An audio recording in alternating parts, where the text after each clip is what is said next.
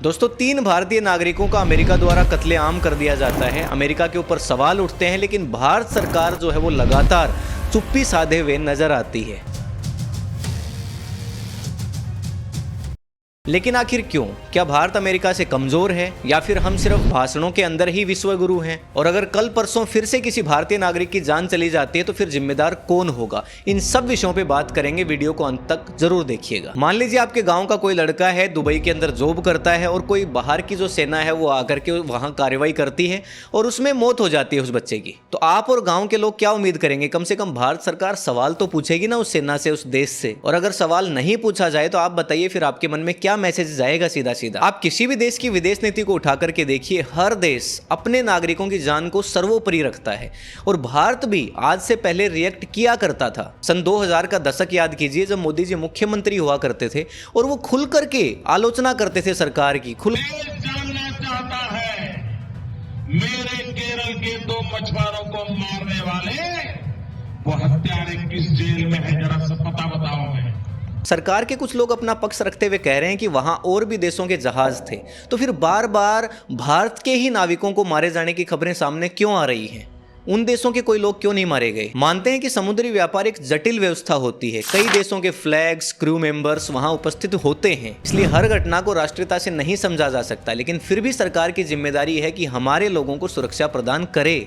जब हम भारत के विश्वगुरु होने की बात करते हैं तो विश्वगुरु होने के लिए कई सारे पैमाने हैं। अगर किसी भी देश के नागरिक संकट में है और वो देश विश्वगुरु है, तो क्या सबसे पहली जिम्मेदारी ये नहीं बनती कि उन नागरिकों को बचाया जाए? लोकतंत्र के अंदर मेजोरिटी वाली जो सरकार है, यानी कि मजबूत सरकार, देश के लिए अच्छी मानी जाती है।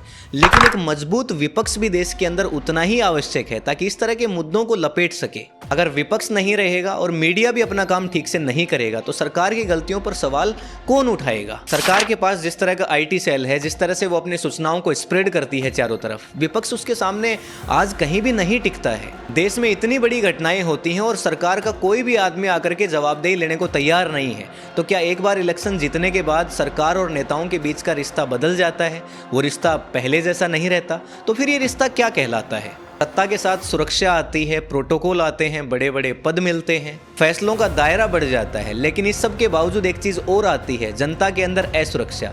जनता सोचती है कि जो नेता हमारे लिए हमेशा अवेलेबल हुआ करते थे, आज वो हमारे लिए अवेलेबल नहीं है। अब हो सकता है नेता बदल जाता हो या फिर कुर्सी में ही कोई ऐसी ताकत है जो नेताओं को बदल देती है। तो आखिर 8 जून 2026 को ओमान के तट के पास क्या हुआ? अमेरिकी नेवी के एक FA-18 विमान ने हमला किया। टैंकर के इंजीनियरिंग और स्टीयरिंग वाले सेक्शन को निशाना बनाया गया और अमेरिका का कहना है कि जहाज उनके निर्देशों का पालन नहीं कर रहा था। उन्होंने रोकने का प्रयास किया था उस जहाज को, लेकिन जहाज नहीं माना, आगे बढ़ते चला गया। उस जहाज के ऊपर 24 नागरिक सवार थे, लेकिन शायद किस्मत अच्छी थी कि किसी की भी दुर्घटना या हादसे में मौत नहीं हुई। लेकिन अमेरिका कहाँ मानने वाला था? 10 जून 2026 को एक बार फिर से हमला कर दिया गया। इस बार हमला तेल के टैंकर पे किया गया और अमेरिका का कहना था कि ये जो टैंकर है वो ईरान से तेल ले जा रहा था और निर्देशों का पालन नहीं कर रहा था। यानी अमेरिका ने एक बार फिर से वही बात दोहराई।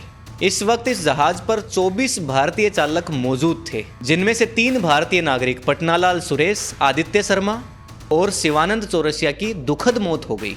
जहाज प्रबंधन ने साफ कहा कि अमेरिका झूठ बोल रहा है, हमने इस तरह के किसी भी निर्देशों की अवहेलना नहीं करी है, स्वतंत्र जांच होनी चाहिए।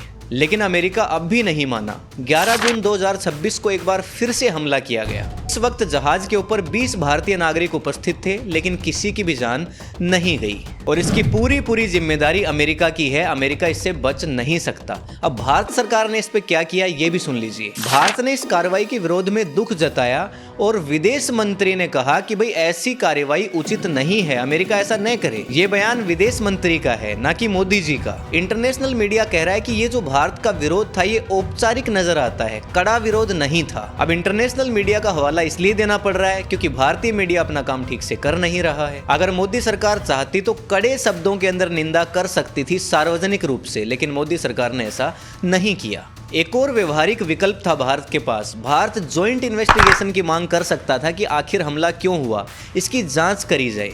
और इससे वास्तविक तथ्य क्या थे वो सामने आते, लेकिन भारत ने ऐसा नहीं किया। तो क्या भारत सरकार को पहले से पता है कि हमला हुआ है और क्यों हुआ है? तीसरी चीज, भारत सीधे सीधे अमेरिका से मुआवजे की मांग कर सकता था हमारे नागरिकों के लिए। पहले भी ऐसा कई देशों ने किया है, तो फिर भारत ने ऐसा क्यों नहीं किया? और अगर भारत चाहता तो अंतर्राष्ट्रीय मंचों के ऊपर भी इस मुद्दे को पुरजोर विरोध के साथ उठा सकता था। IMO, UN, ब्रिक्स और G20 सहयोगी देशों के बीच में अमेरिका को कटघरे में खड़ा कर सकता था। यानी कि इतने सारे विकल्प थे भारत सरकार के पास और मोदी सरकार ने केवल औपचारिक निंदा की। अब आप लोगों का इस पर क्या पक्ष है, कमेंट सेक्शन में लिख करके जरूर बताइएगा। क्या भारत सरकार को इसके ऊपर सवाल उठाने चाहिए थे और आगे जितने भी मौतें होंगी उनकी जिम्मेदारी कौन लेगा?